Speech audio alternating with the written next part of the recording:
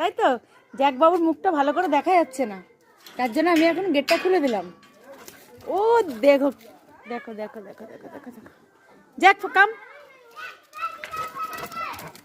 এই যে জ্যাক দৌড়াচ্ছে,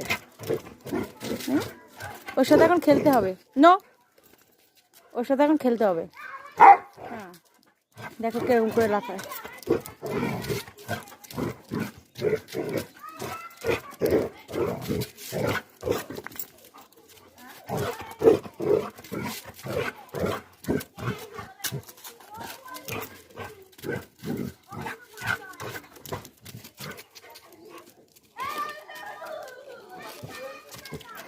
এখন একটা বল দিয়ে দিলে বল নিয়ে দৌড়ে দৌড়ে খেলবে।